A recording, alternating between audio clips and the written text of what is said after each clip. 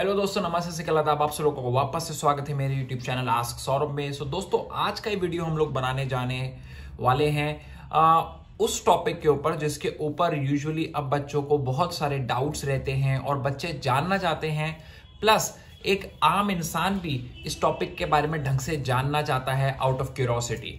तो आज का ये टॉपिक हमारा जो है वो होने वाला है कि एक समय पे किसी क्रिमिनल केस के अंदर पुलिस किसी संदिग्ध और we can also say accused को कितने समय तक जेल में रख सकती है, यानी for how long a police can keep a person into a custody, into a prison in a criminal law case unless the case is proven and the person who has been accused have been convicted। तो जब तक police किसी इंसान को convict नहीं कर देती तब तक हम कितने समय तक एक व्यक्ति को क्रिमिनल केसेस के अंदर जो है वो जेल में बंद रख सकते हैं। तो आज की वीडियो इसी टॉपिक होने वाली है और ये लॉ एस्पिरेंट्स के लिए तो जरूरी है ही है और बहुत सारे लोग आउट ऑफ क्यूरियोसिटी भी इसको जानना चाहते हैं। तो आज हम बात करेंगे इस टॉपिक के ऊपर।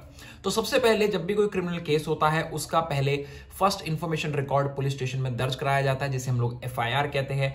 एफआईआर दर्ज होने के बाद पुलिस जो स्टेशन ऑफ इंचार्ज है, यानी जिसको हम लोग स्टेशन हाउस ऑफिसर कहते हैं, यानी एसएचओ जो होता है, वो इन्वेस्टिगेशन ऑफिसर को अपॉइंट करता है जिसके अंडर इन्वेस्टिगेशन किया जाता है। Usually in by law this have to be done by the SHO only, but SHO अपने ही इक्विवेलेंट या फिर नॉट लेस देन एसआई किसी व्यक्ति को अपॉइंट करता है फॉर इन्वेस्टिगेशन।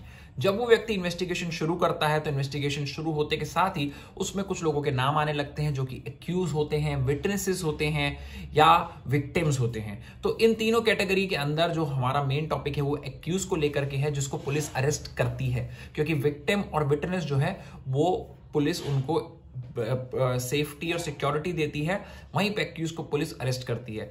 तो हम लोग जानते हैं कि जब पुलिस उस एक्यूज को अरेस्ट करती है तो पुलिस फिर आगे चलकर क्या करती है। तो पुलिस जब आफ्टर इंफॉर्मेशन किसी एक्यूज को अरेस्ट करती है for the sake of investigation, क्योंकि अभी तक तो वो कन्विक्टेड है नहीं, तो पुलिस इसलिए उस व्यक्ति को रख रही है, ले रही है, अरेस्ट कर रही है into custody, just to keep an eye on him, just to keep him under surveillance, just to make him available any time when police needs it। तो जब पुलिस व्यक्ति को अरेस्ट करती है, पुलिस उसे अरेस्ट मेमो देती है जिसको वो व्यक्ति साइन करता है और उस व्यक्ति को उसके अरेस्ट होने का रीजन बताया जाता है। पुलिस अरेस्ट करने के बाद व्यक्ति को जब लेकर आती है तो पुलिस के पास इनिशियल 24 आवर्स होते हैं एक इन्वेस्टिगेशन को कंक्लूड करने के लिए, यानी प्रॉपर एक दिन। पुलिस 24 घंटे के अंदर इन्वेस्टिगेशन कंक्लूड करती है तो वेल एंड गुड, वो इस व्यक्ति को छोड़ सकती है, उसको ऑफिशियली उसको किसी मैजिस्ट्रेट के आगे प्रोड्यूस नहीं करना पड़ेगा। बट इफ पुलिस फील्स कि जो व्यक्ति है वो 24 घंटे से ज्यादा उसकी जरूरत रहेगी, उससे और सवाल जवाब करने हैं, तो पुलिस को उस व्यक्ति को अंडर सेक्शन 167 मैजिस्ट्रेट के सामने पेश करना होता है। Before 167 I forgot one section, that is section 57 of CrPC, जो मैंने आपको बताया था इनिशियल इन्वेस्टिगेशन का टाइम पीरियड सेट करता है। वो कहता है कि किसी भी व्यक्ति को पुलिस कस्टडी में 24 घंटे से ज्यादा नहीं रख सकती, और अगर उसको 24 घंटे से ज्यादा रखना है तो उसको फिर सेक्शन 167 के अकॉर्डिंग चलना पड़ेगा। तो दोस्तों, सेक्शन 57 के अंदर 24 घंटे की इनिशियल इन्वेस्टिगेशन के बाद पुलिस सेक्शन 167 का सहारा लेकर मैजिस्ट्रेट के पास जाती है और उस व्यक्ति के फर्दर कस्टडी की डिमांड करती है। अब फर्दर कस्टडी की डिमांड में हम लोग सेक्शन 167 को डिटेल में पढ़ते हैं और जानते हैं कि पुलिस उसके अंदर किन प्रोसीजर्स को फॉलो करती है, या मैजिस्ट्रेट किन केसेस में कस्टडी का एक्सटेंशन दे सकता है, और अगर एक्सटेंशन देता भी है तो कितने समय तक की देता है, और उस एक्सटेंशन के बाद क्या होगा। तो चलिए 167 पे हम लोग चलते हैं और जानते हैं कि क्या होता है और कितने समय तक किसी व्यक्ति को पुलिस अरेस्ट करके अपनी कस्टडी में रख सकती है, और 167 of CrPC is the answer to your that question. तो चलते हैं 167 की स्ट्रीमिंग के ऊपर। तो फ्रेंड्स, अब हम 167 सीआरपीसी का उसको पढ़ेंगे। सीआरपीसी का 167 जो है वो आप जैसे हेडिंग देख सकते हैं, वो बता रहा है कि procedure when investigation can not be completed in 24 hours. आप लोगों को पता है कि हमारे कॉन्स्टिट्यूशन के आर्टिकल 22 के अंदर भी और सीआरपीसी के सेक्शन 57 के अंदर भी एक बात बताई गई है कि किसी भी व्यक्ति को पुलिस अपनी कस्टडी में without the permission of magistrate 24 hours से ज़्यादा नहीं रख सकती। तो 24 आवर्स ही पुलिस के पास होता है, जिसके अंदर पुलिस को एक्यूज्ड को मजिस्ट्रेट के सामने पेश करना पड़ता है और आगे की उसकी कस्टडी मांगनी होती है। इस 24 आवर्स का कैलकुलेशन करते समय from point of arrest to the magistrate office जो डिस्टेंस ट्रेवल करने में जो टाइम लग रहा है उसको काउंट नहीं किया जाता। तो ये उसका एक्सेप्शन है। उसके अलावा 24 आवर्स के अंदर पुलिस को व्यक्ति को पेश करना पड़ता है मजिस्ट्रेट। और जब बात करते हैं मजिस्ट्रेट की तो आप पढ़ेंगे अभी इसके अंदर, वहाँ पे होता है नियरेस्ट मजिस्ट्रेट। जो पुलिस ने जहाँ अरेस्ट किया है उसके जो ज्यूरिडिक्शन में नियरेस्ट मजिस्ट्रेट आता है, पुलिस को वहाँ पे उस व्यक्ति को पेश करना होता है। और क्या करना होता है पेश कर कर, उसकी सारी की सारी डिटेल जो है वो 167 के अंदर हमें मिल जाएगी। तो आइए 167 को पढ़ते हैं और जानते हैं क्या लिखा है 167 के अंदर और क्या क्या प्रोसीजर है जो पुलिस को फॉलो करना पड़ता है। तो 167 का जो सबसे पहला पार्ट है उसके अंदर आपको मैं बताता हूँ क्या लिखा है। तो 167 जो सेक्शन है उसका पहला सब सेक्शन 1 के अंदर लिखा है, whenever any person is arrested and detained in custody and it appears that the investigation cannot be completed within the period of 24 hours fixed by section 57। ये वही 57 है जिसकी मैं आपसे बात कर रहा था। सबसे पहली कंडीशन ये है कि 24 आवर्स के अंदर 24 आवर्स में इन्वेस्टिगेशन कंप्लीट नहीं हो सकती, can't complete the investigation under 24 hours. तो सबसे पहली चीज़ जो है इन्वेस्टिगेशन की है कि पुलिस को यही बताना पड़ेगा कि जो इन्वेस्टिगेशन है वही है वो 24 आवर्स के अंदर कंप्लीट नहीं हो सकती। दूसरी चीज़ जो एंड पुलिस को कहा गया है वो यह है that there are grounds for believing that the accusation और इन्फॉर्मेशन इज़ वेल फाउंडेड। ठीक है, दूसरा क्या है कि ये बताना है कि जो एक्यूजेशन है या जो भी इंफॉर्मेशन है पुलिस के पास वो वेल फाउंडेड है, ये दिखाने के लिए कि जो एक्यूज है उसके पास या तो कंसिडरेबल अमाउंट ऑफ एविडेंस है या फिर वो सच में ही उस प्राइमा फेसी एविडेंस के बेसिस पे या उस प्राइमा फेसी एक्यूजेशन इन्फॉर्मेशन के बेसिस पे वो एक्यूज नहीं, वो एक तरीके से कॉन्विक्ट दिखता है।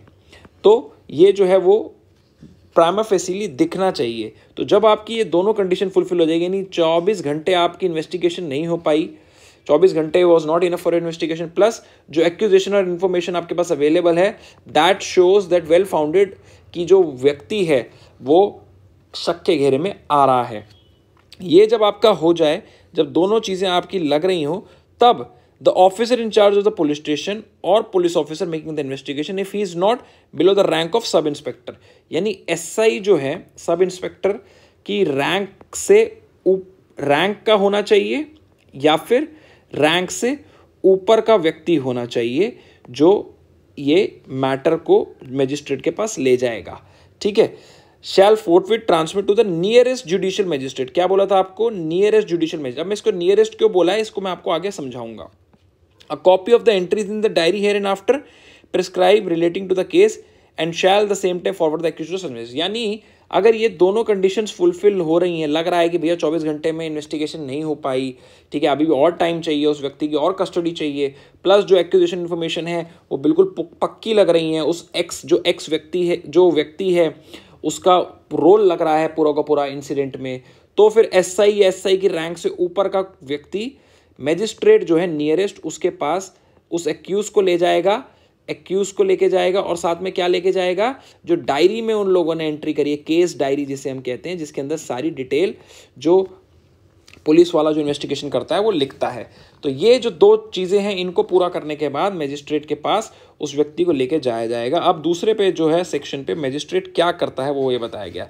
The magistrate to whom an accused person is forwarded under this section whether he has or has not the jurisdiction to try the case. Very important, यानी इसका ज़रूरी नहीं है कि मैजिस्ट्रेट जो है उसके पास उस केस को ट्रायल करने की पावर है कि नहीं है, उसके पास जुडिक्शन है कि नहीं है।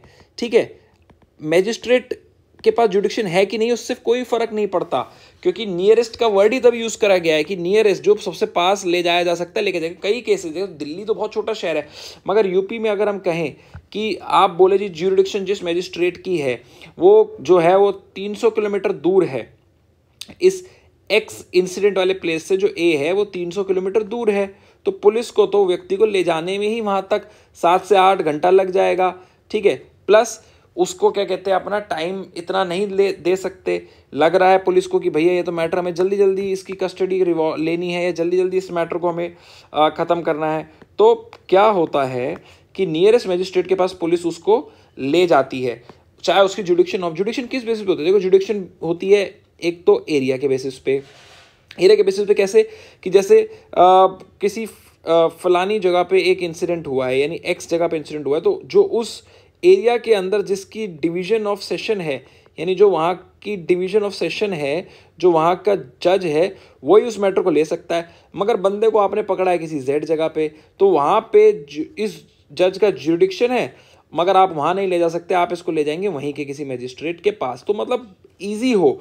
ठीक है, एरिया का जुडिक्शन होता है। प्लस कई बार जुडिक्शन क्या होता है, जो हमारी हायरार्की है क्रिमिनल के कोर्ट के केसेस की, उसमें JM1C judicial magistrate first class, chief judicial magistrate, ठीक है, हो गया, इनके सबके सजाएं, इनके सबके केसेस के दायरे अलग होते हैं।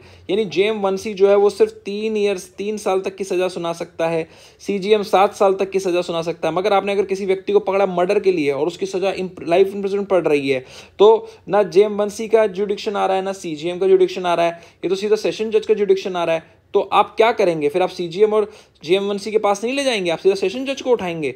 तो इसी चीज़ से बचने के लिए कोर्ट ने ये जो हमारे CRPC की फॉर्मेशन हुई है उसमें बोला गया है कि उसकी चाहे जुडिक्शन हो ना हो, उस केस को ट्राई करने की, देखिए यहाँ पे जुडिक्शन ट्राई की है कि उस केस को शुरू करने की चाहे जुडिक्शन उसकी ना हो, बट आप उसके पास ले जा सकते हैं।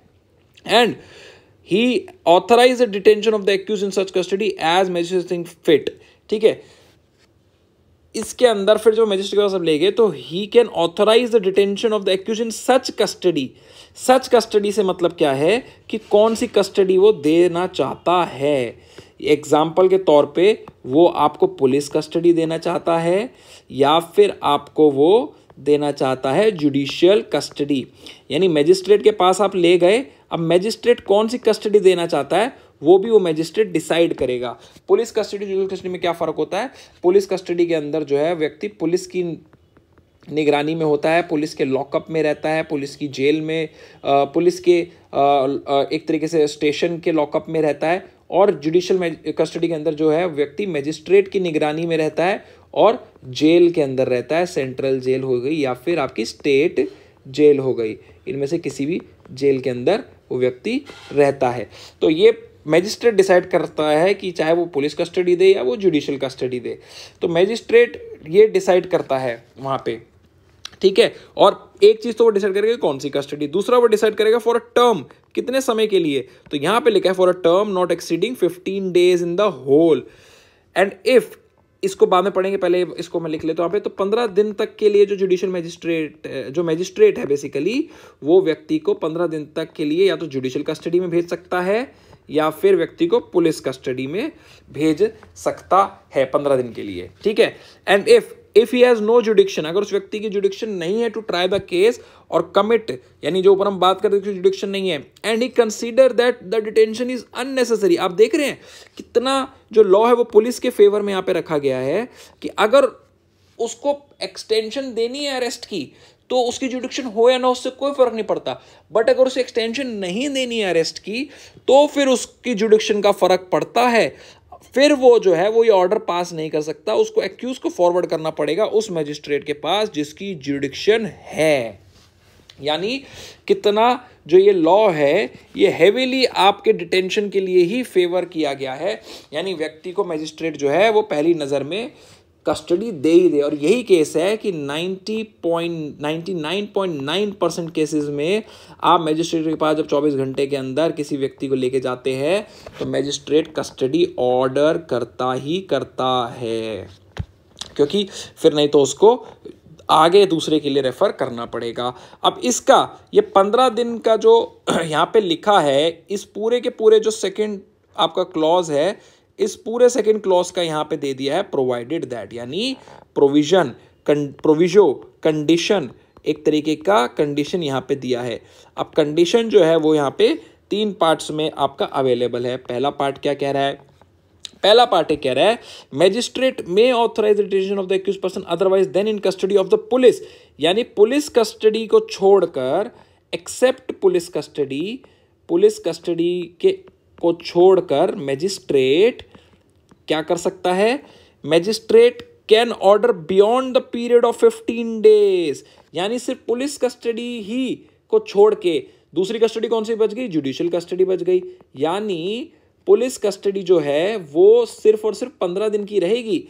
इसका क्या कहने का मतलब है? जो आप पढ़ रहे सेकंड, इसका लिखा है कि the detention of accused person otherwise than in custody of the police beyond the period of 15 days if he is satisfied he may authorize the detention of the accused otherwise in police custody beyond the period of 15 days if a satisfied adequate ground exist।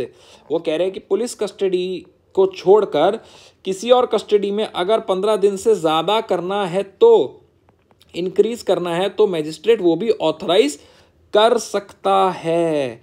अब कितने दिनों के लिए कर सकता है? 90 days where the investigation relates to an offence punishable with death, imprisonment or life imprison for term not less than 10 years, यानी 90 days के लिए आपको भेज सकता है वो कस्टडी में जहां पे आपका लाइफ इम्प्रिजनमेंट है या फिर आपका डेथ सेंटेंस है या फिर आपकी जो इम्प्रिजनमेंट है वो 10 साल से ज़्यादा है। ऐसे केसेस में आपको 90 डेज के लिए भेजा जा सकता है। And 60 days where the investigation relate to any other. इसके अलावा जो भी आपका ऑफेंस है उसके लिए 60 डेज के लिए वो आपको भेज सकता है। कहाँ पे? सिर्फ और सिर्फ आपका जुडिशियल कस्टडी में।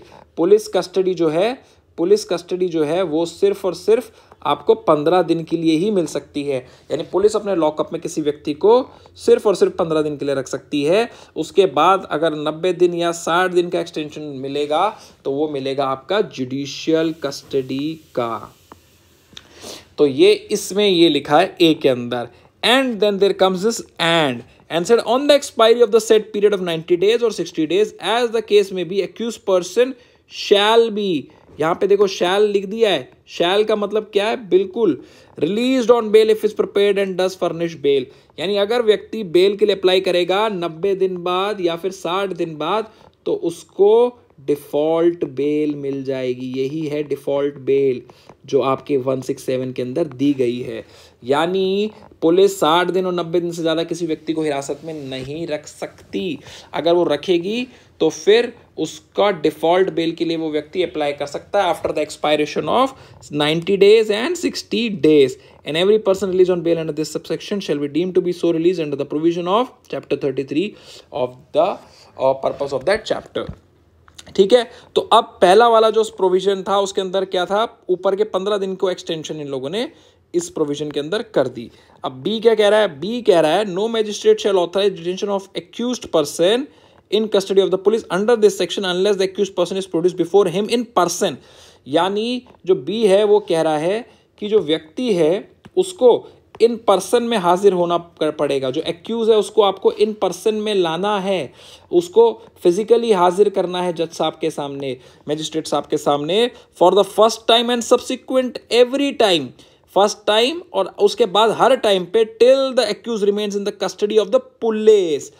पुलिस कस्टडी के अंदर जब एक्सटेंशन हो रही है या पुलिस कस्टडी की मांग करी जा रही है तो उसके अंदर एक्यूज को हमेशा फिजिकल फॉर्म में आपको प्रेजेंट करना पड़ेगा। ठीक है, और जुडिशियल कस्टडी में क्या होगा?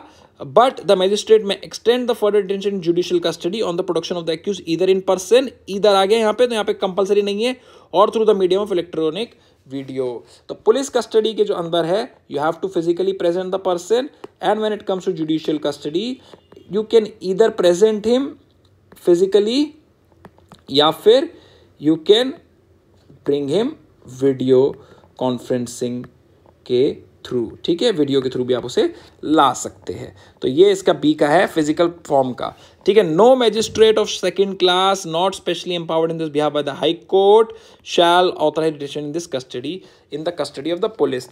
कस्टडी ऑफ पुलिस यानी पुलिस कस्टडी की जो बात है वहाँ पे आपका मैजिस्ट्रेट जेएम सेकेंड सी जो है 2C जो है वो नहीं कर सकता order until and unless he have the power given to him. तो आपने क्या देखा, जो ऊपर जुडिक्शन की मैं बात कर रहा था, जुडिक्शन के अंदर जेएम 2C के पास जो है वो 1 ईयर तक के आपका इम्प्रिजनमेंट तक का पावर होता है विद 5,000 रुपीज़ के अपना फाइन के साथ। तो जो ऊपर मैं आपको ये बता रहा था ना, ये डिफरेंट पावर्स जो है जुडिक्शन के अंदर जेएम 1C की और आपका CJM की, उसी तरीके से जेएम 2C जो होता है वो इसमें हायरार्की, आई होप आपको हायरार्की पता हो, अगर नहीं पता हो सेक्शन 6 में आप लोग जाएं CRPC के, एंड आपको पता चल जाएगा that there is after high court there is session court, then you have the chief judicial magistrate, then you have CG1M chief judicial magistrate first class, then you have CJ2M chief judicial magistrate second class, and then you have executive magistrate। Executive magistrate जो है आपका is the last person. तो इसी के अंदर अगर CGM2 जो है वो पुलिस कस्टडी में नहीं भेज सकता किसी एक्यूज को, उसके लिए you need to have CGM1 और CGM, ठीक है। तो अब चलते एक्सप्लेनेशन पढ़ लेते हैं। For the avoidance of the doubt it is hereby declared that despite the expiry of the period specific in a an accused shall be detain in custody so long is not furnished bail. ये कह रहे हैं कि आप जो ये ऊपर बताई गई बात है कि भैया 90 दिन 60 दिन के बाद जो कंडीशन यहाँ पे दी गई थी कि भैया that person will get bail, तो वो कह रहे हैं कि बेल व्यक्ति को मिलेगी तभी जब वो व्यक्ति उस बेल के लिए फर्निश यानी बेल के लिए अप्लाई करेगा। अप्लाई उसको करना पड़ेगा, जब तक अप्लाई नहीं करेगा वो जेल में ही रहेगा, ठीक है। एक्सप्लेनेशन 2 क्या कह रही है, if any question rise whether an accused person was produced before the magistrate as required under clause B, the production of the accused person may be proved by his signature on the order authorizing detention or by order certified by the magistrate to production of the accused person through the medium। तो वो कह रहे हैं कि आप proof कैसे करेंगे कि कोई बंदा फिजिकली वहां पे प्रेजेंट था। अब जैसे VIP केसेस होते हैं तो चलो मीडिया कैमरा लेके पहुंच जाती है, दिख गया कि जी मनीष सिसोदिया जेल मैजिस्ट्रेट के पास जा रहे हैं, अपनी एक्सटेंशन का पुलिस उनकी कस्टडी मांग रही है। बट ऐसे नॉर्मल केसेस में ऐसा नहीं होता, तो वो प्रूफ करा जाता है कि जब वो वहां पे ऑर्डर एक्सटेंशन का पास करेगा तो that also have to be signed by the accused, ठीक है। Provided further that in case of women under 18 years of age the decision shall be authorized for the custody in remand home और recognition social institution. ये women के लिए social institution में उनको recommend करना पड़ेगा। ये 2A है, 2A के अंदर ना they have added 2A and in under that they have given the power to the executive magistrate. As I have told you this executive magistrate, they said कि executive magistrate on whom the power of judicial magistrate or metropolitan magistrate have been conferred, यानी इसको power दी गई है JMC या फिर metropolitan magistrate के बराबर की इसको पावर दी गई है, ठीक है, काम करने की। तब उसी केस के अंदर जो एग्जीक्यूटिव मैजिस्ट्रेट है वो भी क्या कर सकता है, वो भी जो आपका एक्सटेंशन ऑफ द रिमांड है, एक्सटेंशन ऑफ द कस्टडी है, वो दे सकता है। Such executive magistrate can give such executive magistrate may for reason record in writing authorise the detention, ठीक है, राइटिंग में उसको देना है authorise the detention of accused person in such custody as may think deem not exceeding 7 days, यानी 7 दिन तक की जो आपकी कस्टडी है वो एग्जीक्यूटिव मैजिस्ट्रेट भी दे सकता है। बट कंडीशन इज दैट कि उसको पावर कन्फर होनी चाहिए। कन्फर कौन करता है, हाई कोर्ट करता है। उस एग्जीक्यूटिव मैजिस्ट्रेट को पावर कन्फर होनी चाहिए किसकी, जुडिशियल मैजिस्ट्रेट की या मेट्रोपॉलिटन मैजिस्ट्रेट की या JM 1C की, उसको पावर कन्फर होनी चाहिए, मिली होनी चाहिए। ऐसे कोई भी एग्जीक्यूटिव मैजिस्ट्रेट नहीं कर सकता। तो 7 दिन की रिमांड के लिए 7 दिन के लिए वो भी भेज सकता है। और होगा क्या, 7 दिन के बाद ये एग्जीक्यूटिव मैजिस्ट्रेट अगर ये केस फॉरवर्ड कर देगा आगे फर्दर मैजिस्ट्रेट को जिसके पास इसकी अथॉरिटी है करने की, तो ठीक है, तो एक्सटेंशन हो जाएगा, नहीं तो 7 दिन के बाद that person will get bail. ये यहाँ पे यही लिखा है, ठीक है। And on the expiry of the period detention so authorized the accused person shall be released on bail except where an order of for further detention of accused person have been made by a magistrate competent। देखा लिखा ना competent, जो magistrate competent था। competent basically कौन से magistrates हैं, ऊपर JM 1C जो है जुडिशियल मजिस्ट्रेट फर्स्ट क्लास हैं वही मेनली कॉम्पिटेंट हैं इसके लिए, और अपना चीफ जुडिशियल मजिस्ट्रेट यानी CJM जो ऊपर हैं वो कॉम्पिटेंट है। JM 2C भी आपने पढ़ा ही था ऊपर कि JM 2C भी तभी कॉम्पिटेंट है जब उसको पावर कन्फर करी जाती है, ठीक है। तो अगर वो नहीं होगा तो उसको बेल मिल जाएगी, shall be released on bail. अगर किसी कॉम्पिटेंट मजिस्ट्रेट ने एक्सटेंशन कर दी तो उसकी एक्सटेंशन हो जाएगी। तो ये बेसिकली जो एग्जीक्यूटिव मजिस्ट्रेट के लिए दिया गया था। Provided that before the expiry period of first, the executive magistrate shall transmit to the nearest judicial magistrate the record of the case together with a copy of entries in a diary relating to case which was transmitted to him by the officer in charge of police station and वो। तो यहाँ पे बताया गया है कि executive magistrate को जो है वो जुडिशियल मजिस्ट्रेट को सारा रिजल्ट कॉपी जो उसका क्या उसने फाइंडिंग्स करी हैं, क्यों उसने एक्सटेंशन दी है, वो भी उसको भेजनी पड़ेगी। तो यानी अगर नीचे के लोग यानी एग्जीक्यूटिव मजिस्ट्रेट या JM 2C ये काम कर रहे हैं एक्सटेंशन पुलिस कस्टडी और जुडिशियल कस्टडी का, तो आपको उसका रीजन रिटन राइटिंग में देना पड़ेगा CJM को। हम आगे पढ़ेंगे, सिर्फ CJM जो चीफ जुडिशियल मजिस्ट्रेट है सिर्फ उसी को ही राइट है कि उसको किसी को रीजन में राइटिंग में नहीं देना। ये देखिए यहाँ पे होगा, ठीक है। ये देखिएगा 4th, any magistrate other than the chief judicial magistrate making such order shall forward a copy of his order with his reason for making it to the chief judicial magistrate. क्योंकि चीफ जुडिशियल मजिस्ट्रेट खुद को तो भेजेगा नहीं, इसलिए उसको exception में इन लोगों ने रखा हुआ है, ठीक है। 3rd वाला हमारा बीच में छोड़ दिया, magistrate authorizing under this section detention in the custody of the police shall record his reason for the doing. Police custody के रीजन को आपको रिकॉर्ड में रखना है, जो भी मजिस्ट्रेट इसको केस को पुलिस कस्टडी को दे रहा है। आपने देखा JM 2C जो है जुडिशियल मजिस्ट्रेट जो सेकंड क्लास है वो पुलिस कस्टडी नहीं दे सकता until unless power is conferred to him. उसके बाद आपने नीचे देखा कि पुलिस कस्टडी पे कोई भी जो भेजेगा वो पुलिस कस्टडी का उसको रीजनिंग देनी पड़ेगी प्रॉपर, ठीक है। उसके साथ आपने ये देखा कि आपका पुलिस कस्टडी जो है 15 दिन से ज़्यादा की नहीं मिलती कभी भी, ठीक है। तो आप देख सकते हैं कि पुलिस कस्टडी को जो है CRPC के अंदर अच्छा नहीं माना गया, क्योंकि बहुत सारे ह्यूमन राइट वॉलेशंस और बहुत सारा, क्योंकि आप वहाँ पे 24 घंटे पुलिस स्टेशन के अंदर हैं and you are subjected to interrogation, you are subjected to humility, you are subjected to lot of human right violations जो कि हो सकती है और कोर्ट को लगती है। जेल के अंदर you are under the jailer's eye, you are under the magistrate's eye, आपको काफ़ी प्रोटेक्शन वहाँ मिल जाती है। जो इन्वेस्टिगेशन टीम है जो आपका इंटेरोगेशन कर रही है वो हर समय वहाँ नहीं जा सकती। अगर आपको उनको इंटेरोगेशन करना है, अगर आपको उनसे बात करनी है, उनको आपसे बात करनी है, तो they also have to take the permission of the court. तो ये जो है आपका ये बहुत ही इंपॉर्टेंट सा जो है आपने पूरे इसमें देखेंगे कि जो है वो कोर्ट पुलिस कस्टडी के ज़्यादा फेवर में नहीं रहती। Now let's talk about the 5th part. If in any case triable by magistrate as summon case. What is summon case? Summon case और वारंट केस। समन केस जो होता है वैसे केस होते हैं जिनमें इंप्रिजनमेंट की सजा 2 ईयर से लेस होती है। और वारंट केस कौन से होते हैं? वारंट केस वो केसेस होते हैं, थोड़ा हीनियस केसेस होते हैं, जिनके अंदर सजा जो है 2 ईयर प्लस होती है।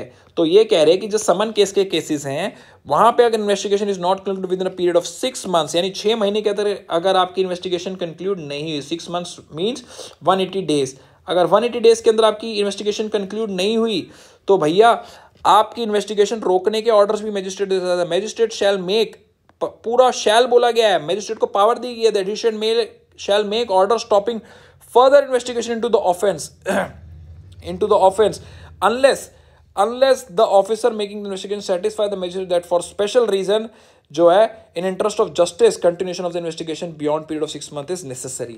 यानी वो बताए कि भैया बड़ा necessary है इस investigation को आगे बढ़ाना for the reason something which is very very important। तो ये उसको बताना पड़ेगा, नहीं तो भैया समन केस के अंदर अगर आपने जो 2 साल से नीचे के केस है, अगर आपने 6 मंथ्स के अंदर, वैसे तो चार्जशीट का टाइम ही 90 डेज का होता है कोर्ट के अंदर, बट आपने 180 डेज लगा दिए हैं और आपकी इन्वेस्टिगेशन ही कंक्लूड नहीं हो रही है, तो भैया ये केस जो है इसकी इन्वेस्टिगेशन जो है शट करनी पड़ेगी। और इन्वेस्टिगेशन शट होने का मतलब क्या है? जो एक्यूज है वो बच जाएगा, क्योंकि इन्वेस्टिगेशन ही पूरी नहीं हुई, चार्जशीट ही नहीं फाइल हो सकती, तो फिर कोई फायदा ही नहीं है। यहाँ पर 6th में इसका 5th का जो है वो एक एक्सेप्शन भी दिया हुआ, they are giving the power to the session जज, they saying where any order stopping further investigation, जो फर्दर इन्वेस्टिगेशन है उसको स्टॉप करने का अगर ऑर्डर पास होता है सब सेक्शन 5, इस ऊपर वाले सेक्शन में अगर वो ऑर्डर बनाया गया है, तो द सेशन जज सेशन जज इज द किंग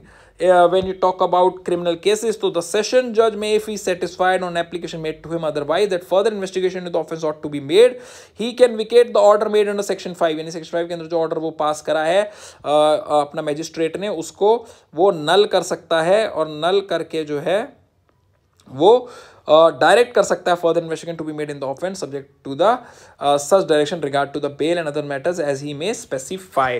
तो बेसिकली 167 के अंदर ये पूरी डिटेल आपने पढ़ी कि किस प्रकार से जो है पुलिस कस्टडी, जुडिशियल कस्टडी को किस प्रकार से जो है मैजिस्ट्रेट्स जो हैं वो उसकी एक्सटेंशन आपको दे सकते हैं। आई होप ये बहुत इजी तरीके से, बहुत इंपॉर्टेंट सेक्शन है 167 जो आपका सीआरपीसी का सेक्शन है। This is very very important and you should know about it, because if there is investigation or most of the time it is the case कि भैया 24 घंटे के अंदर जो इन्वेस्टिगेशन है वो कभी भी पूरी नहीं हो पाती। उसके बाद का प्रोसेस जो है वो आपके लिए जानना बहुत बहुत जरूरी है। फिर law aspirant and if you studying for judiciary and if you're working hard to get good judicial offices in your respected state. So this is 167 for you guys and I hope मैं आपको बहुत अच्छे से समझाने में कामयाब रहा हूं। तो दोस्तों उम्मीद करता हूं कि आपको मैं सेक्शन 167 ऑफ सीआरपीसी के तहत बहुत अच्छे से समझा पाया हूं कि अगर कोई इन्वेस्टिगेशन 24 घंटे के अंदर खत्म नहीं होती अंडर सेक्शन 57 ऑफ सीआरपीसी, तो उस केस में क्या प्रोसीजर्स हैं और क्या क्या रास्ते हैं पुलिस यूज कर सकती है किसी इन्वेस्टिगेशन के अंदर किसी एक्यूज को अपनी कस्टडी में रखने के लिए for a longer period of time. And I hope कि ये बहुत सारे जो सवाल हम लोगों के मन में रहते हैं उसको जवाब इस वीडियो से हम लोगों को मिल पाया हो। सो दोस्तों, here Saurabh Kharwal signing off, take care and bye bye.